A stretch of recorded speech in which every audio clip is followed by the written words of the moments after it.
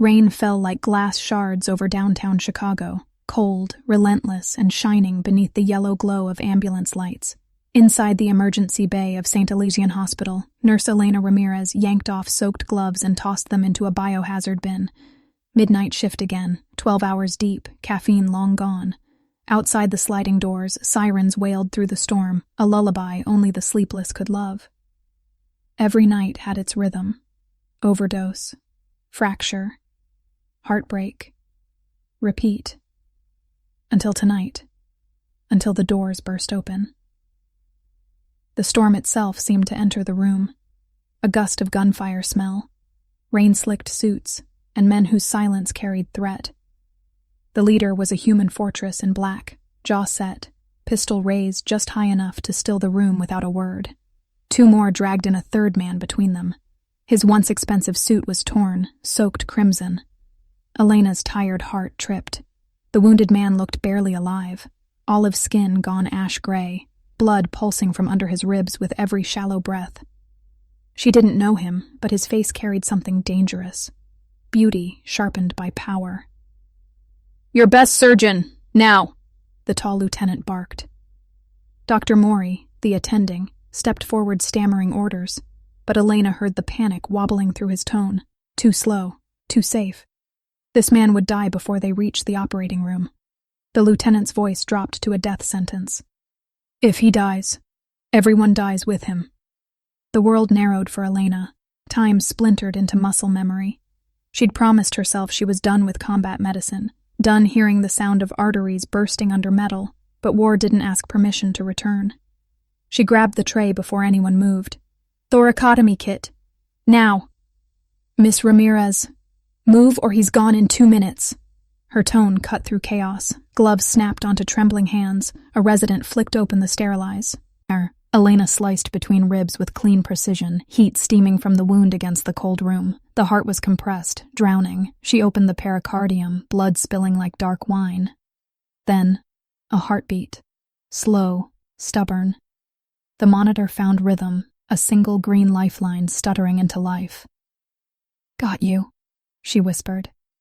The men in suits stared as if she'd performed magic. Maybe she had. When it was over, and the body was no longer a corpse but a patient, the scarred lieutenant lowered his gun. "Name?" "Elena Ramirez." He studied her like weighing an equation he didn't like the answer to. "The boss will want to see you." "The boss?" She looked down at the pale man breathing under blankets. "Mateo Costa," he said. The words carried weight, the kind that made every police radio shudder. "You just saved Chicago's most ruthless mafia boss." Thunder cracked outside, and every piece of calm she'd built since the war shattered with it. For the viewers of Grace's love stories, tell me in the comments which country are you watching from, and what time is it right now? And if you're new here, subscribe for more romantic thrillers like this one. By dawn, the ICU smelled like bleach and burnt coffee. Elena leaned over the nurse's counter, trying to pretend normal still existed, but guards in tailored suits lined the hallway, eyes scanning everyone who moved. Sharp silhouettes against fluorescent light, wolves pretending to be visitors. Inside room 12, Mateo Costa lay pale against machines that hummed like half-asleep bees. The rise and fall of his chest should have been comforting. It wasn't. Every beep meant her entire life had changed course without consent. Elena scribbled vitals in the chart, forcing her hand steady. Calm, detached, the way she'd been trained. Still, a tremor chased through her pulse whenever she looked at him. The tabloids said Mateo Costa owned half the South Side. People whispered he owned fear itself. Yet right now, under tubes and gauze, he looked almost breakable. The door creaked. His lieutenant stepped in, block-shouldered, knife scar through his left eyebrow. "He's waking up. You should be here." "I'm not his private nurse." "You are today." Elena swallowed annoyance, grabbed fresh saline, and entered the room. His eyes opened before she could speak. Startling dark, intelligent even through the haze of morphine. "You," he murmured, voice rough as gravel. "You touched my heart." "Technically, I restarted it. Don't wax poetic." A hoarse laugh escaped his throat. Even injured, it carried authority. "Name?" "Elena Ramirez." He repeated it slowly, as if memorizing each syllable for later use. Elena Ramirez, you're under my protection now. I don't need protection. You do, he said simply. Anyone who saved me just painted a target on their back. The lieutenant, Marco, she'd learned, shifted uneasily near the door. Mateo's voice softened. What you did, no doctor could. You could have walked away. I did my job, she snapped. That's all. Then let me do mine. His eye lay bound. Eyes fluttered, exhausted but decisive. Keep her safe. No one touches her. Understood. Her stomach twisted. A mafia boss's gratitude was a loaded weapon masquerading as kindness. Don't drag me into your world, she warned. He smiled faintly. You already stepped inside, nurse. By the time her shift ended, hospital administration was in full panic. Journalists sniffed around, cops asked questions, and somewhere high above, someone tried to file a report the mob promptly suppressed. Elena had spent her life running from chaos, and chaos had found her anyway. Outside, dawn cracked the skyline apart, sunlight pouring over wet steel, making the parking lot shimmer like broken mirrors. She tucked her hands into her pockets, whispered to no one. Today was supposed to be ordinary. Behind her, an Escalade idled, windows blacked out, watching. Inside it, Mateo's lieutenant spoke quietly into his earpiece. She's leaving. Alone. A pause. Then a voice. Mateo's, faint but firm. Follow her home. No mistakes. Elena's world was about to split between mercy and danger, and she didn't even know it yet. Elena's apartment on West Belmont smelled of instant coffee and lavender detergent, a fragile refuge that usually calmed her. Tonight it felt different. Too still, too quiet, like silence pretending to breathe. She tossed her raincoat over the chair, then froze. A shadow wavered beneath the doorframe, a tall blur distorted by frosted glass. Her heart climbed into her throat. She gripped the nearest thing with weight, a ceramic mug, and moved carefully toward the shape. Before she reached the door, the knock came. Firm, single, controlled. Elena Ramirez? A male voice asked. Police? No, too polite. Her gut said otherwise. Who's asking? Detective Cole Reyes, Organized Crime Unit. We need to talk about your patient. Mateo Costa. Of course. Elena opened halfway, keeping the chain locked. He flashed a badge. Late 30s, weary eyes that had seen too much, the kind that might confuse duty with salvation. Another woman, Detective Lang, hovered behind him, rain dripping off her trench coat. You worked the emergency room when Mr. Costa came in, Reyes said. You saved his life. I saved a patient's life, she corrected. That's my job. Lang's gaze hardened. You didn't call law enforcement. Federal law says gunshot wounds must be reported. Elena folded her arms. We were held at gunpoint by his men. Would you like me to file that paperwork in my obituary? Reyes sighed. Fair, but we need your cooperation. Costa's organization has roots deep enough to strangle this city. You have access. Medical files, proximity, trust. You're asking me to spy on a patient. He hesitated. We're asking you to help stop a war before it starts. And if I say no? Lang's tone was crisp. Off the record, we'll have to question your actions that night. Unsanctioned surgery, missing documentation. It won't look good to the board. The cold hit Elena straight through the bones. They weren't threatening her life. They were threatening her livelihood. Get out. Reyes held up his hands. We're on your side, Ramirez. I don't have sides, Detective. I have charts A through C and a kid brother taking calculus with my help. When they left, she locked the door twice and pressed her back against it until her heartbeat slowed. The window across the street glinted with movement. A car idled, a familiar black Escalade from the hospital. So Mateo's protection had followed her home after all. Later, when the city slept, her phone buzzed. Unknown number. She should have ignored it. You shouldn't be alone, came that unmistakable baritone, Mateo Costa's, weak but deliberate. My people will stay outside, pretend they're not there. That's easy. You train them to make eye contact terrifying. A low chuckle. Then you're safer than anyone in Chicago tonight. She hung up before she could respond, staring at the rain sliding down the glass like melting silver. Gratitude from a mafia boss, pressure from police, and fear knotting her stomach so tightly it hurt. In saving a life, she had accidentally stepped onto a chessboard where every move bled. 3 days later, the hospital felt like a fortress wearing a lab coat. Men in black guarded every hallway, pretending to read old magazines while their earpieces blinked. Patients whispered, administrators sweated, and Elena kept her head down until the chief of surgery stopped her in the corridor. "Room 502, he said, voice tight. "He's asking for you again." "Then tell him I'm on another floor." "I can't. He's persuasive."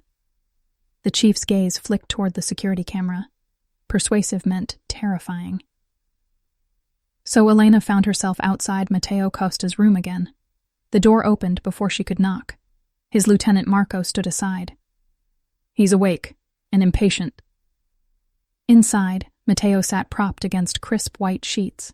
His color had returned, dressed in an open-neck shirt instead of a hospital gown, as if he owned the recovery ward. A chessboard rested on the tray table beside untouched breakfast. He was moving the black pieces with his left hand, the injured one, just to prove he could. "You look better," she said dryly.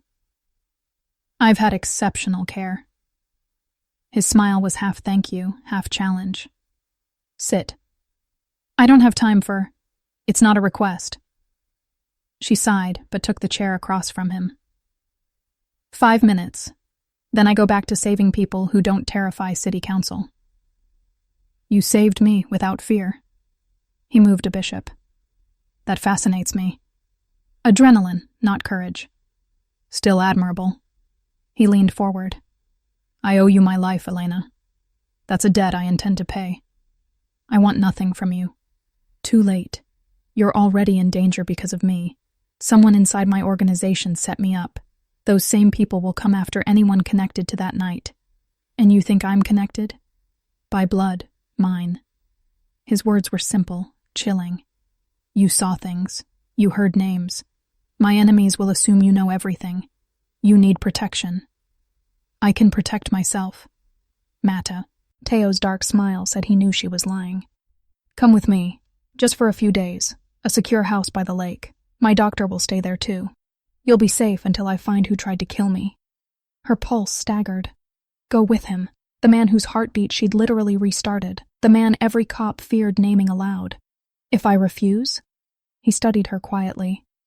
"Then I station armed guards outside your home instead. Your choice. Lake house or front yard circus?" The absurdity almost made her laugh. "You don't play fair. I don't play to lose." Thunder rolled outside. Midday storm wrapping the city in silver mist. Through the window, she could see reflections in the glass. Him behind her, her own uncertain eyes watching both menace and mercy standing too close. "Fine," she said finally.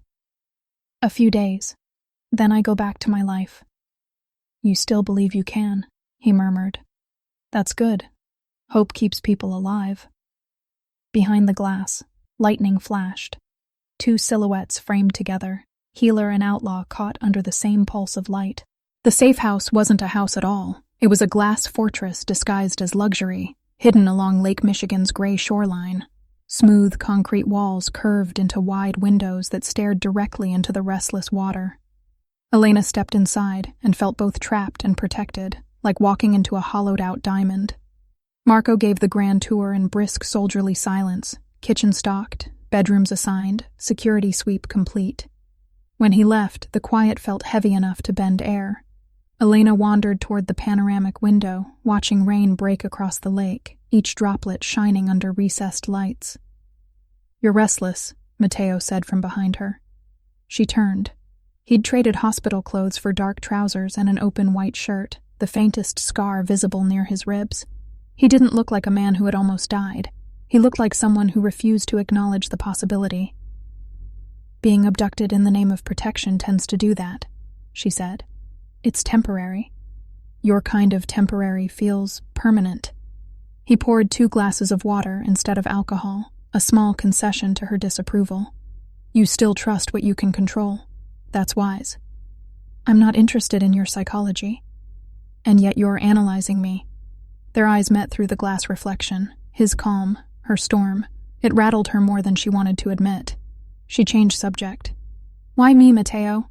Out of all the surgeons, nurses, paramedics, why drag me into whatever war you're fighting? Because you didn't hesitate, he said simply. Everyone else froze. You cut into my chest without knowing who I was. You did it because life mattered more than fear. I need that kind of clarity around me. You need professional mental help. He laughed. Unexpected, genuine. Probably. But until then, I want you alive. Hours passed in strange quiet. Matteo worked at his laptop, murmuring orders, in coded Italian. Elena pretended to read her medical journals but kept glancing up. She noticed details, the way he flinched slightly when he stretched too far, the faint scar near his collarbone shaped like a star, the weariness beneath command. By dusk, guards patrolled outside, silhouettes flickering behind dripping windows. In the kitchen, she reheated soup. He joined her, leaning against marble, watching steam curl between them. You cook? He asked. Microwave is my sous chef. That earned a grin. You surprise me, Nurse Ramirez. Stop making that sound like a threat. It's admiration. It sounds expensive. It's free, tonight. The way he said it, quiet, almost human, made something fragile in her chest unclench. Against better judgment, she smiled back. A phone buzz broke the moment. Matteo glanced at the screen, expression hardening. They found another body, one of mine, tortured, someone sending messages. The calm shattered. He set down the phone carefully. And now you understand why leaving isn't safe yet. Elena looked back at the window where the lake hammered glass like angry fists. In the reflection, her face stood beside his, two lives colliding in a storm that neither had chosen, yet both would have to survive. Night tasted like iron and salt. The wind off the lake hissed through steel vents, rattling Elena awake. A shadow moved across the hallway, small, deliberate, not part of routine patrol. She stepped out barefoot, every nurse's instinct humming danger. Downstairs, Matteo stood in front of the security monitors. The blue glow carved lines of exhaustion across his features. Couldn't sleep either? She asked quietly. Someone jammed our perimeter cameras for 20 seconds. His voice was too calm, like a surgeon announcing bad news. Nothing taken, nobody hurt. But jamming means someone inside the network wants entry. In-house? He nodded. A mole. Someone feeding information to the Salvatore crew. A cold ripple went through her.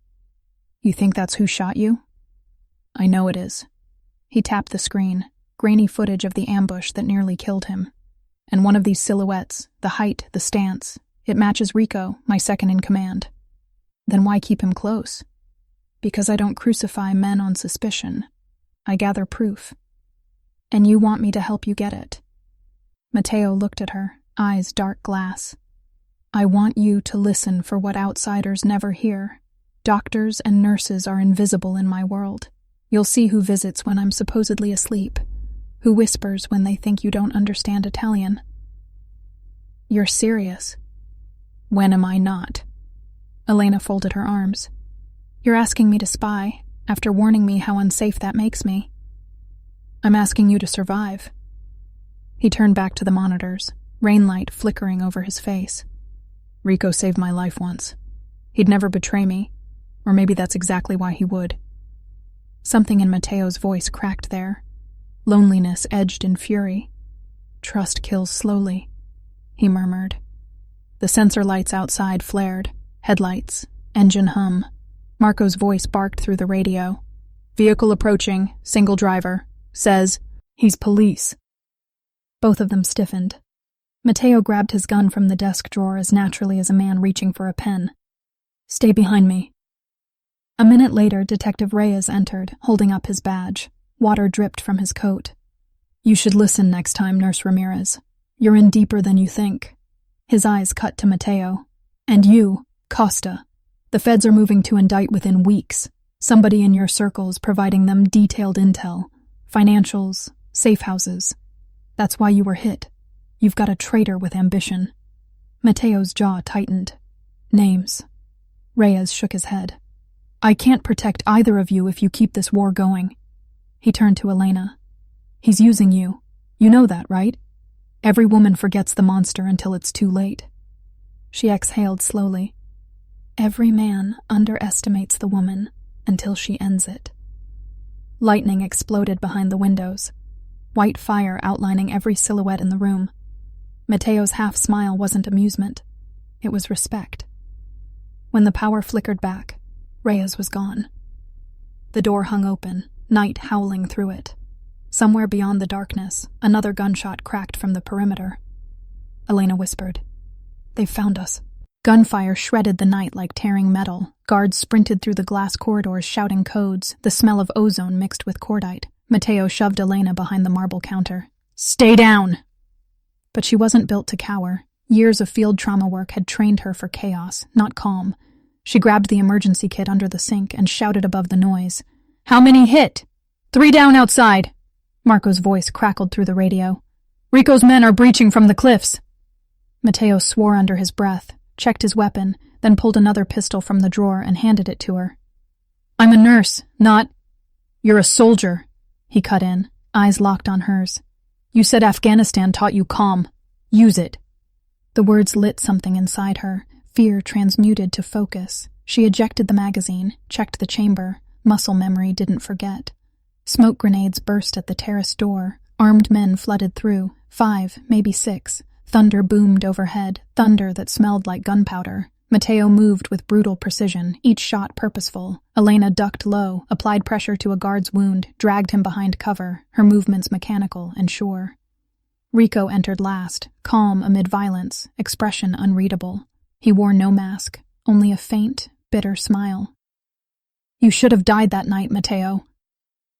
"Yet you still can't finish what you start," Mateo answered. Rico fired. Mateo dove aside.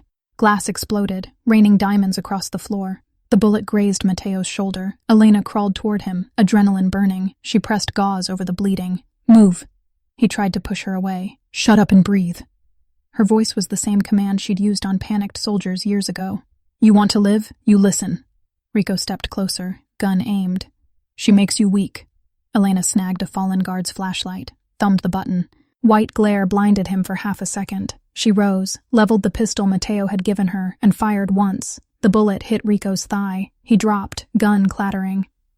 Mateo fired next, a single-shot center mass. Silence fell, heavy as the smoke curling upward.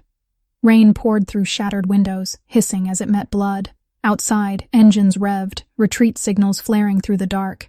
Elena's hands shook as she dropped the pistol. Mateo reached her, eyes fierce with equal parts gratitude and disbelief. "You saved me again," he said. "I'm starting to feel underpaid." He laughed, then winced, pressing the wound. She started working automatically, tearing fabric to slow the blood. Around them, guards were shouting, securing, counting losses. The lake hammered against the cliffs harder with each gust, echoing the thud of her heartbeat. When it was finally still, dawn crept pale over the shattered glass and spilled water. Mateo sat back against the broken counter, breathing rough. "It's over." Elena met his gaze, voice shaking but sure. "Not yet. First, I have to keep you alive again." Outside, sirens grew louder. Police, ambulance, or another storm. But inside that ruined glass house, she was done running from the fight. The lake had turned silver by mid-morning. Sunlight spilled through shattered glass and settled on blood-streaked marble, as if forgiving the place. Paramedics came and went, but Elena stayed beside Mateo, monitoring vitals as if the rest of the world didn't exist. He sat on a stretcher, bruised and bandaged, watching the rippling horizon. "You shouldn't still be here," Marco murmured, his arm in a sling. "Detectives will arrive any minute. Once they see him—" "I'm his nurse," Elena said flatly. "That's my alibi and my job description."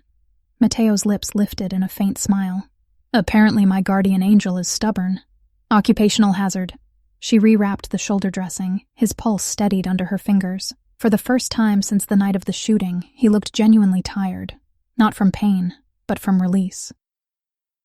When the police finally came, led by Detective Reyes, they found 2 corpses in the yard and 1 wounded ex-lieutenant named Rico being loaded into a body bag. Reyes took in the scene. The luxury cracked wide open and exhaled. "You saved him again, didn't you?" Elena wiped her hands on her scrubs. "You're welcome." He looked at Mateo, then back at her. "You know he'll never really be free. You're protecting a man the law will hunt forever." Mateo met the detective's gaze without apology. The law has its job. So do I. Maybe someday those won't conflict. Reyes shook his head and signaled his team to secure the site. Good luck, Ramirez. You're going to need it.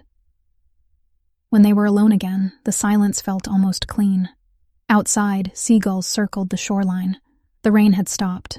The air smelled of iron and pine. What happens now? She asked quietly. I rebuild, he said. And you go back to the hospital. That simple? His eyes softened. For you, yes. You've seen enough war for a lifetime. She hesitated. And if your enemy, they's come looking again?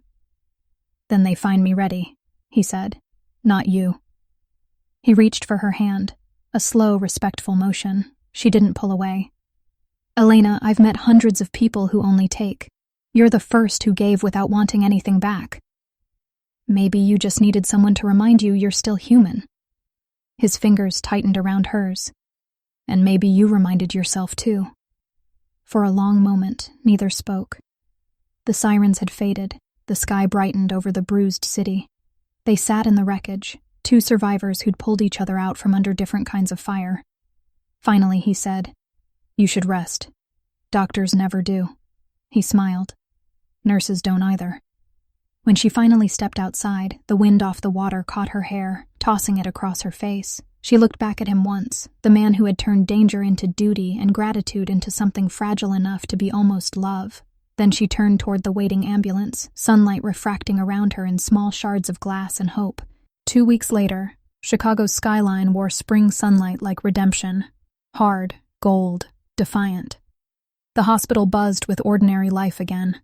Phones ringing, monitors beeping, vending machines sighing out lukewarm coffee. Elena walked those corridors like a ghost who finally remembered how to breathe. News outlets called the Lake House incident an exchange between rival syndicates. Names were missing, facts rearranged, but she could still taste the truth under every euphemism, blood, smoke, and the heartbeat she had forced back into rhythm, twice. In the break room, nurses swapped gossip while the coffee percolated. Someone mentioned a headline about Mateo Costa's disappearance. Elena sipped quietly, saying nothing. She'd already handed in her written statement. Clear, clinical, scrubbed of emotion. Gunfire, multiple casualties, patient stable upon transfer.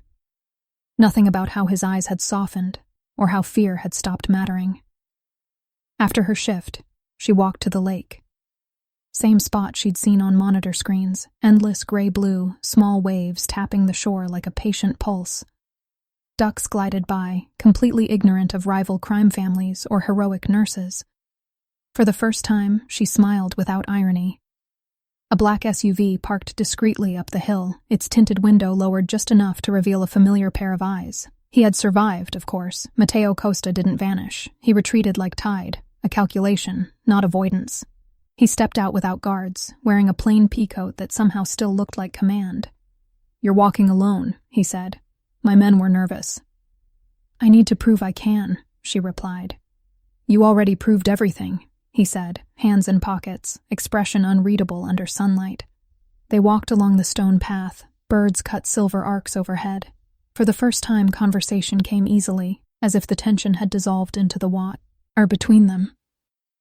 "When you rebuild," she asked softly, "will it be another empire of fear?" He considered.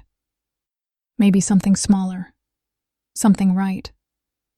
People forget power isn't the same as control. You reminded me. Elena glanced at him.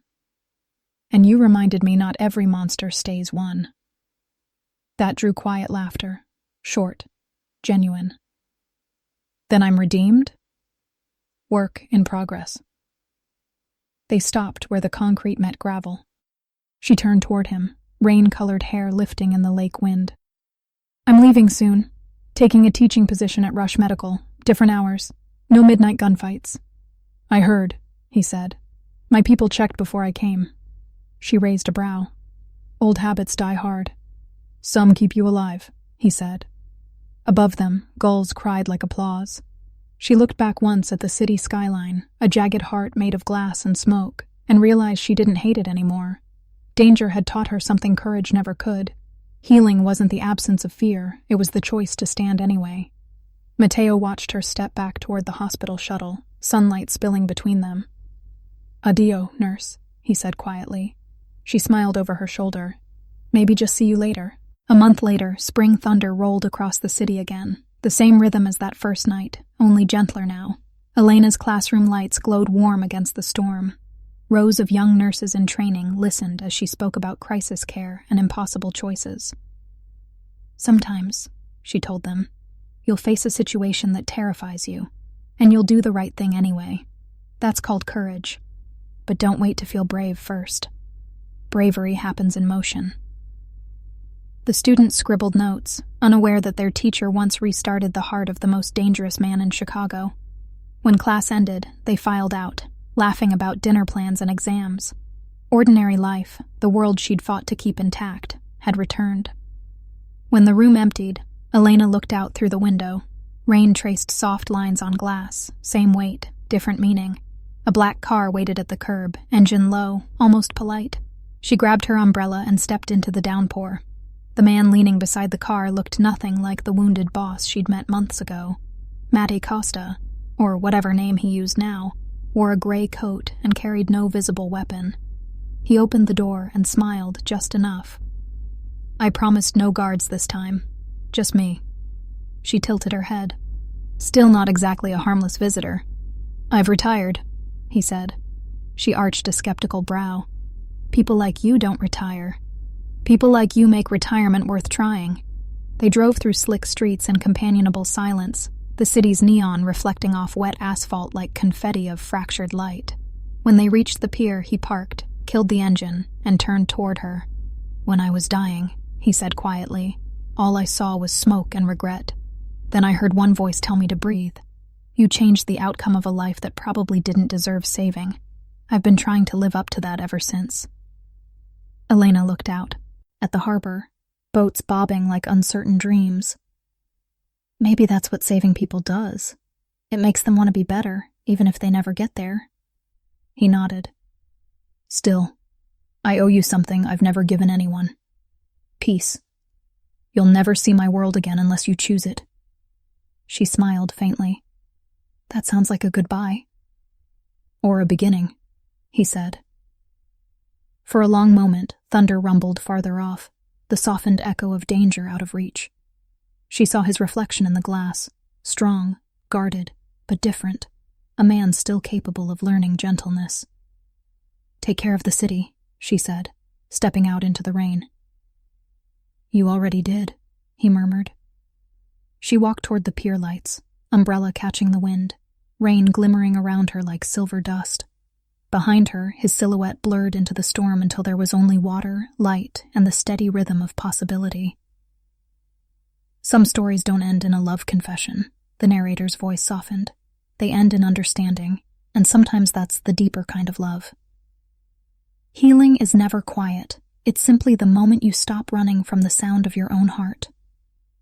Thank you for listening to this story. Please like, subscribe, and share for more love stories you have never heard before.